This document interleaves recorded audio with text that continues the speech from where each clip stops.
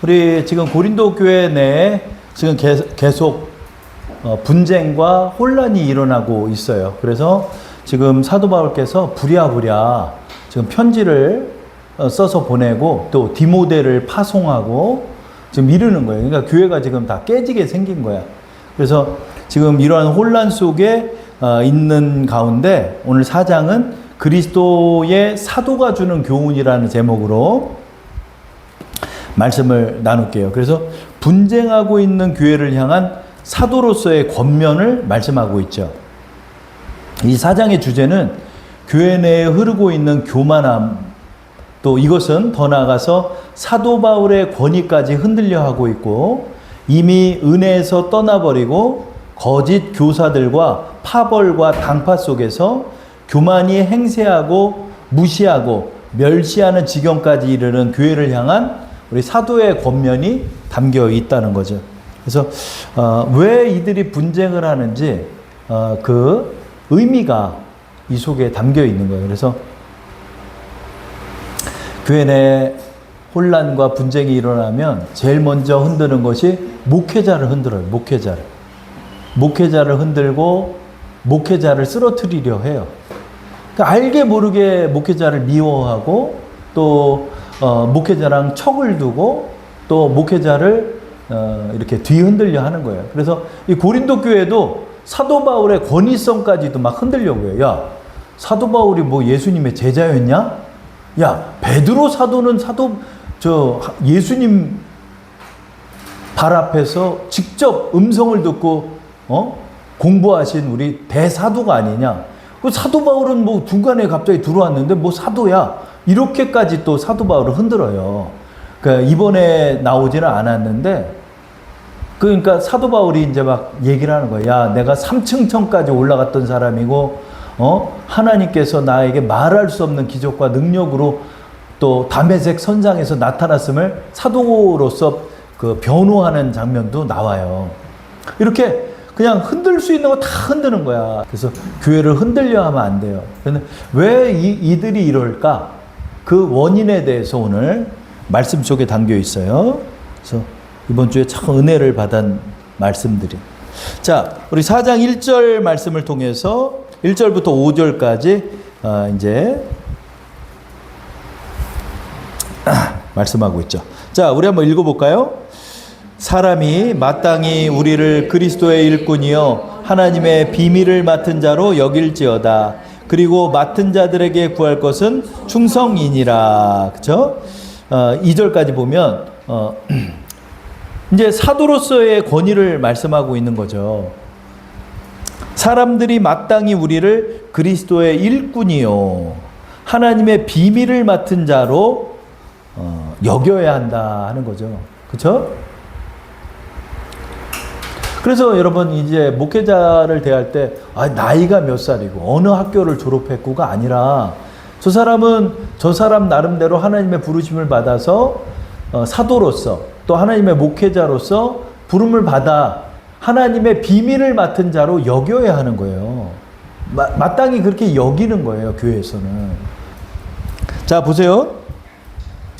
4장 1절에 뭐라 그래요? 그리스도의 일꾼이요 하나님의 비밀을 맡은 자로 여겨야 하는 거예요. 그러니까 하나님께서 사도들을 이 비밀을 맡은 자로 여기에 맡겨주신 거예요. 그러니까 은혜는 여기서밖에 안 나오는 거야. 하나님께서 이 사람한테 맡겼으면 이 사람을 통해서만 은혜가 오는 거야. 그러면 내가 성도로서 교회에서 은혜를 받으려면 이 사람 말씀을 통해서 은혜를 받아야 되는데 내가 그렇게 여기지 않으면 어떻게 돼요? 은혜 못 받는 거지. 그 은혜 못 받는 거예요, 그러면 결국은. 그렇죠? 그래서 이게 지혜예요. 하나님의 비밀을 맡은 분이구나. 하나님께서 오늘 나에게 어떤 비밀의 말씀을 하여 주실까? 이렇게 여기면서 나가야 된다는 거죠. 그리고 그렇다고 또 맡은 자는 내가 하나님의 비밀을 맡은 자인데 이러라는 게 아니라 너희는 충성을 다해야 한다. 이렇게 2절에 말씀하고 있죠. 지금 이 고린도 교회가 지금 어떻게 흘러가냐면 파벌이 다 일어나가지고 우리는 사도 바울은 보이콧한다. 우리는 개바파야. 우리는 아볼로파야. 이러고 있는 거예요, 지금. 교회가 그냥 교만이 하늘을 찔러가지고 사도를 판단하고 있는 거예요. 그랬더니 사도 바울이 뭐예요? 너희가 사도를 판단해서는 안 된다. 이런 말씀이죠. 그리고 내가 판단받을 것이 아니고 나를 판단할 일은 여호와 하나님이시다. 이렇게 말씀하는 거죠. 그러니까 교회 내에 지금 팽배하게 흐르고 있는 이런 것들을 말하는 거죠. 자, 5절 읽어볼까요?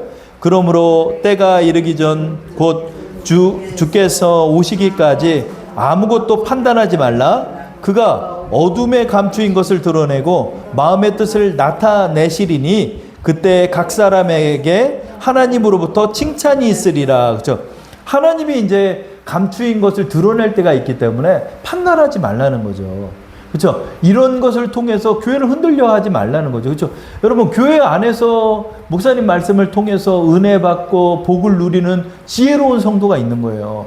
여러분, 그런 지혜를 취하고 나가셔야 돼요. 저기 앉아가지고 저 사람이 무슨 논문을 썼는데 그 학위가 뭐고 어느 대학을 나왔고 저 사람이 사도가 맞는지 뭐가 어떤지 이런 거를 왜 따지냐고요. 그런 거를.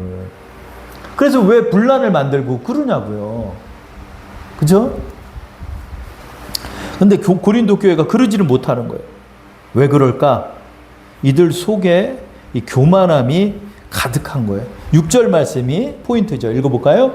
형제들아, 내가 너희를 위하여 이 일에 나와 아볼로를 들어서 본을 보였으니 이는 너희로 하여금 기록된 말씀 밖으로 넘어가지 말라 한 것을 우리에게서 배워 서로 대적하여 교만한 마음을 가지지 말게 하려 함이라. 그렇죠? 선을 넘었다는 말이죠. 이 말씀. 선을 넘어서 이제 교만한 마음으로, 교만한 눈으로 모든 걸 다 보는 거예요.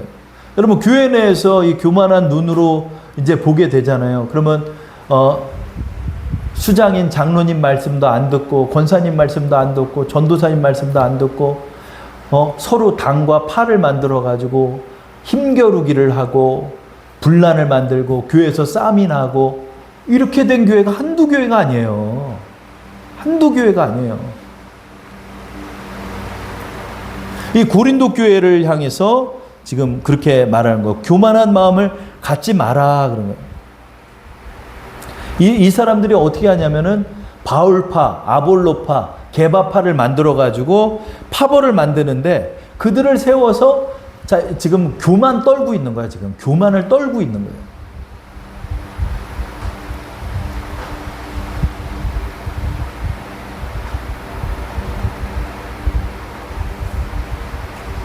이 고린도 교회가 지금 무너지게 생긴 거야.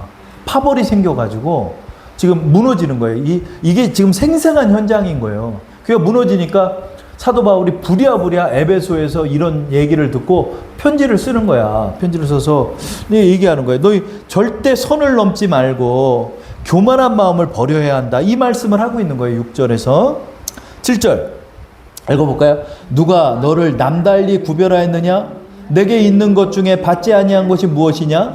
내가 받았은즉 어찌하여 받지 아니한 것 같이 자랑하느냐? 이 말이 무슨 말이냐면, 고린도 교회 은사가 넘쳐요. 은사가 넘쳐서 막 예언도 하고 병도 고치고 영분별의 은사가 있고 막 은사가 임하는 거야.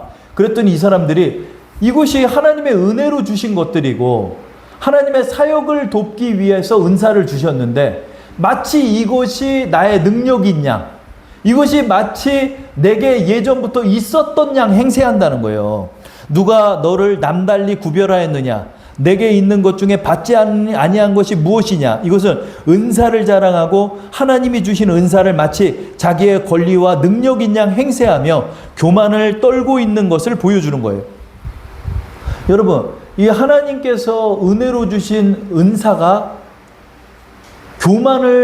교만한 자리에 서게 하는 것이 돼버리는 거예요. 그래서 마치 받지 않은 양, 내가 행세하고 내가 능력 있는 양 행세하는 거야. 그러니까 말하는 거예요. 7절에서 누가 너를 남달리 구별하였느냐?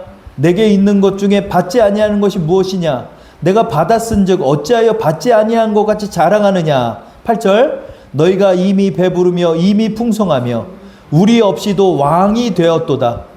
우리가 너희와 함께 왕노릇 하기를 위하여 참으로 너희가 왕이 되기를 원하노라. 왕이 된 거예요. 교회에서 교회에서 왕이 되는 거야. 왕이 되는 거야. 김장로님이 왕이 되는 거야.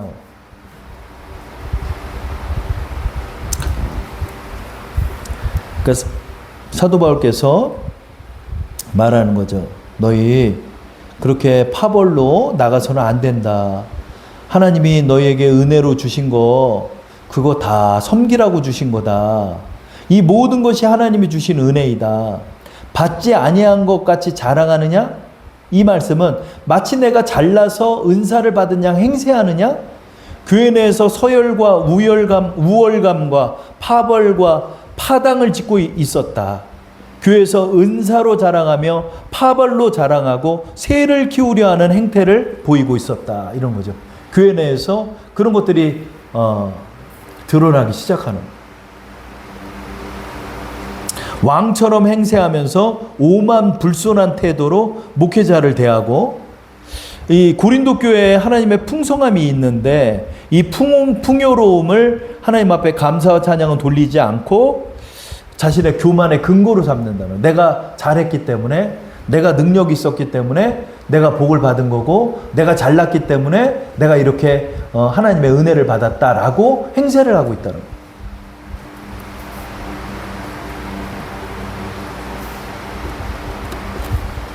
사도 바울께서 사도들의 고난이 어떤 것인지 네가 아느냐 이렇게 말씀하고 있죠. 자, 우리 9절부터 한번 읽어볼까요? 내가 생각하건대 하나님이 사도인 우리를 죽이기로 작정된가 같이 끄트머리에 두셨음에 우리는 세계 곧 천사와 사람에게 구경거리가 되었노라.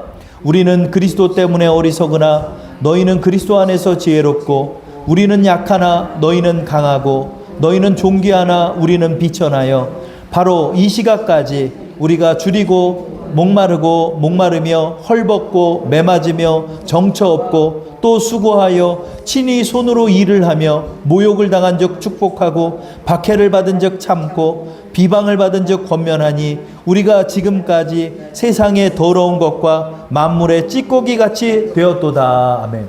사도 바울의 3차, 4차 전도 여행 모든 것이 이런 사역을 하였다는 거죠. 매 맞고, 어디 가서 매 맞고 돌 맞고, 또 고소당해서 감옥 들어가고, 사람들의 오해를 사고, 사람들이 또 성 밖으로 내어 던지질 않나, 사람들이 이상한 것을 전하는 사람이라 취급하여서 이 사람들을 막 죽이려 하고, 또 이 사람을 죽이는 결사대까지 유대인들이 만들고, 이런 그 어려움 속에서 정처 없이 떠들고 사람들에게 무시당하고 멸시당하고 또 사람들에게 매맞고 손가락질 당하고 만물의 쓰레기같이 되었다 이런 거예요. 찌꺼기가 이 쓰레기같이 되었다. 쓰레기 취급을 당하는 거예요, 사람이. 그러니까 사도 바울이 그렇게 쓰레기 취급을 당하면서 복음을 전했다는 거예요. 우리 사도들이 이런 일을 당하면서 이 고린도 교회에도 개척을 했던 것을 너희 기억하느냐? 너희 이것을 알아야 한다. 이렇게 말씀하죠. 그렇게 하나님의 은혜로 이 교회가 개척이 되어버렸는데 이들이 불과 몇 년 사이에 이렇게 교만한 신자들로 변해버렸다는 거죠. 그래서 사도 바울께서 3차 전도 여행 중에 고린도 소식을 듣고 부랴부랴 이렇게 편지를 보내고 디모데를 파송하는 장면이 이제 하반절에 나와요.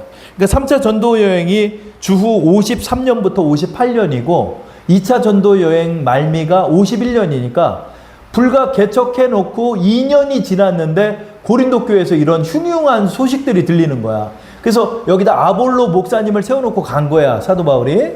그런데 아볼로 목사님 세워놓고 했더니 이렇게 파벌이 생겨가지고 교회가 막 깨지게 생기고 이런 거. 불과 2년 만에.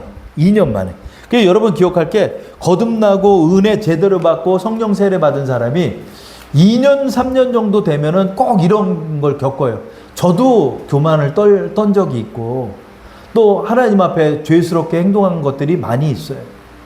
지금은 회개하고 그랬지만 꼭 이런 때가 있어요. 우리 찬영이 말 되게 안 듣잖아요. 지금. 미운 8살. 네, 나 똥꼬야. 맨날 이러잖아요. 이놈의 치기. 말 안 듣는 그런 때가 있어. 그래서 이 미성숙한 성도들이 구원을 받고 하였지만 하나님의 은혜가 오고 그러니까 이제 막 교만해지는 거예요. 교만해져. 그 목사 저 설교 좀 한번 나한테 보내줘봐. 내가 한번 들어보게. 내가 들어보면 다 알아. 저 목사는 가짜고 저 목사는 수준이 낮고 이걸 혼자서 다 품평을 하는 거예요. 온누리교회야 또 걔는.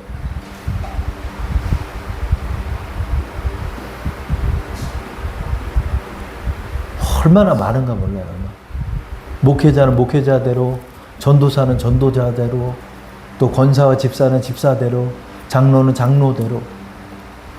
그런데 또 그 중에서는 목사님이 겸손하게, 장로님이 겸손하게 그런 분들이 계세요.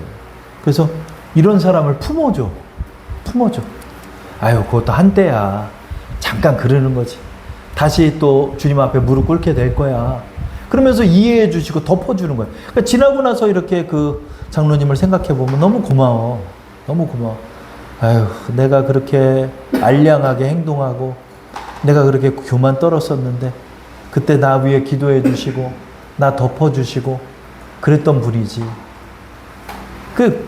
그렇게 열매를 맺는 분들이 계세요. 그래서 우리가 여러분 열매를 맺어야 되는 거예요. 사도 바울께서 지금 이런 취급을 당하면서 너희가 개척됐고 너희가 그렇게 은혜 아래서 내가 너를 낳았음을 너희는 기억해야 한다. 이렇게 말씀하고 있는 거죠. 14절 볼까요? 내가 너희를 부끄럽게 하려고 이것을 쓰는 것이 아니라 오직 너희를 내 사랑하는 자녀같이 권하려 하는 것이라. 그리스도 안에서 1만 스승이 있으되 아버지는 많지 아니하니 그리스도 예수 안에서 내가 복음으로써 너희를 낳았음이라. 그래. 내가 너희 낳았다. 사도 바울 같은 사람, 이런 목회자가 진짜 스승이에요. 진짜 스승이에요. 사도 바울이 더 나가서 뭐라고 그럴까요? 16절 볼까요? 그러므로 내가 너희에게 권하노니 너희는 나를 본받는 자가 되라. 이 말하기 어렵습니다, 여러분. 이 말하기 어렵습니다. 너희 나를 본받아라. 그러면 나를 본받아라. 이 말은 함부로 할 수가 없어요. 왜냐하면 너무나 부족하기 때문에 그렇죠. 근데 사도 바울이 얘기해요. 나를 본받아라. 왜 그러냐면 이 미성숙한 성도들은 뭐가 보이는 게 필요해요. 뭐가 좀 보이는 게 필요해요. 그래서 존경받는 목회자가 좀 서서 그 길을 따라가야 돼요. 오리가 그렇대요. 거위가 그렇대, 거위가. 그래서 처음에 딱 태어나서 제일 먼저 눈에 보이는 그거를 부모로 여긴대. 그래가지고 거위를 이렇게 알에서 부화하는데 거기서 저 사육사를 이렇게 거위가 보잖아요. 그럼 거위 새끼가 사육사만 따라다녀, 이렇게. 자기 부모인 줄 알고. 그래서 그런 것처럼 우리 이 초심자들은 이렇게 존경하며 좀 따라갈 사람들이 좀 필요해요. 그래서 사도 바울이 이렇게 말씀하는 거예요. 너희 뭐 눈에 보이는 게 없지 않냐. 그러니까 너 눈에 보이는 그것을 나로 삼아라. 나로 삼고 내가 기도하는 것, 나의 신앙생활, 또 나의 전도생활, 나의 또 성경 통독 생활, 또 주님 앞에 순종하는 생활들을 너희가 본 것처럼 배워라. 이렇게 하나 흠없이 하려 하나님 앞에 끊임없이 무릎 꿇었던 사도 바울의 모습, 이것을 기억하면서 나를 본받는 자가 돼야 한다. 이렇게 말씀하고 있죠. 17절, 이로 말미암아 내가 주 안에서 내 사랑하고 신실한 아들 디모데를 너희에게 보내었으니 그가 너희로 하여금 그리스도 예수 안에서 나의 행사 곧 내가 각 처, 각 교회에서 가르치는 것을 생각나게 하리라. 그러니까 사실은 치리 목사로 어리지만 디모데를 보내는 거예요. 왜냐하면 이게 지금 내부에서 해결을 못하니까 디모데라도 먼저 보내는 거예요. 그래서 디모데가 이 교회를 좀 바로 좀 잡아나갈 수 있게끔 하려고 이렇게 부랴부랴 디모데를 파송하는 거예요. 18절 볼까요? 어떤 이들은 내가 너희에게 나아가지 아니하는 것 같이 스스로 교만해졌으나, 그렇죠? 19절, 주께서 허락하시면 내가 너희에게 속히 나아가서 교만한 자들의 말이 아니라 오직 그 능력을 알아보겠으니, 그죠? 이게 무슨 말이냐면 여기에 또 거짓 교사들이 또 침투를 해가지고 거짓된 교리를 또 전해가지고 또 이 교회를 혼란스러운 거야. 한쪽에서는 파벌과 파당이 일어났고 한쪽에서는 슬며시 이상한 복음을 전하는 이들이 나오기 시작했다는 거죠. 그래서 이들이 전하는데 이제 사도 바울이 얘기하는 거예요. 그 사람들 말 듣지 말고 하나님의 능력을 펼칠 수 있는지 봐라. 이렇게 이제까지 얘기하는 거예요. 20절 볼까요? 하나님의 나라는 말에 있지 아니하고 오직 능력에 있음이라. 21절 너희가 무엇을 원하느냐? 내가 매를 가지고 너희에게 나아가랴? 사랑과 온유한 마음으로 나아가랴? 이렇게 말합니다. 내가 너희를 매를 쳐야 되냐? 왜 교회를 그렇게 만들어 놓고 있냐? 그렇게 말하고 그 거짓 교사들 따라가지 마. 걔네들이 무슨 능력이 있냐? 그들에게 정말 능력이 있냐 이거예요. 사도 바울이 능력을 표적으로 보였던 거예요. 그리고 또 안수기도 하면 막 성령이 임하고 막 이런 것들이 하나님의 능력이 함께했던 사도 바울이 이제 말하는 거예요. 그래 뭐 능력으로 한번 붙어보든가 한번 붙어보든가. 그들이 정말 능력이 있냐? 능력 하나도 없고 거짓말하는 자들이다 이거예요. 사도 바울이 말에 있는 게 아니라 능력에 있는 거다. 능력은 누가 보이냐? 하나님이 함께하는 자가 보이지 않냐? 이렇게까지 강하게 얘기하는 거예요. 지금 혼란 속에 있는 이들에게 또 하나님의 교훈을 주고 있는 거예요. 이 고린도 교회가 이렇게 교만의 정서가 흐르고 있는 거예요. 이거는 그냥 여러분 아무것도 되지가 않아요. 내가 만약에 교만한 심령에 빠져 있잖아요. 그러면 여러분 은혜가 안 와요. 성령이 안 오셔요. 비둘기 같은 성령께서 오시지 않는 거예요. 겸손한 심령에게 오시는 거예요. 그래서 너희 얘기하는 거예요. 너희 그러지 마라. 이 교회가 어떻게 세워진 교회냐? 그리스도의 보혈로 세워진 교회인데 너희 교회를 이렇게 행해서 되겠냐? 세상에서처럼 이렇게 해서 되겠냐? 지금 이것을 권면하는 거예요. 그렇죠? 그래서 여러분 우리가 교만한 심령에 빠졌을 때 아무 은혜가 없이 신앙은 이제 저 심연 속으로 가라앉아 버리는 것입니다. 우리가 이걸 기억하면서 하나님 내가 교만하지 않습니까? 내 마음에 왜 이렇게 교만한 정서가 가득합니까? 이 교만한 마귀가 들리는 거예요. 이게 여러분 음란마귀만 있던 게 아니에요. 음란마귀 그러잖아요. 교만한 마귀가 더 무서운 거예요. 아무것도 안 들려. 그냥 나만 옳은 것 같아. 이렇게 돼버리면 여러분 교회는 문제가 되는 거죠. 그래서 여러분 오늘은 우리의 마음속을 한번 들여다보면서 주님 겸손한 심령 갖게 하옵소서. 우리 이렇게 기도해야 해요. 첫째도 둘째도 셋째도 겸손이에요. 여러분 신앙은 겸손이 이 죽을 수밖에 없는 죄인 주님이 살려주셨고 내 남은 생은 주님의 빚을 갚는 인생을 살기를 원합니다. 주님의 종으로 살아가게 하옵소서. 이런 마음으로 우리가 주님의 은혜를 기리며 교회 생활을 해야 하는 것입니다. 사도 바울이 오늘 4장에 말씀하죠. 너희들 겸손해야 한다. 겸손한 심령으로 나가야 한다. 주님의 은혜를 정말로 구하고 나는 아무것도 아님을 구하고 나는 그리스도의 종임을 구하면서 나가야 한다라고 말씀하는 것입니다. 우리 그 심령 갖게 해달라고 우리 사도 바울의 마음을 갖게 해달라고 우리 함께 기도드리겠습니다.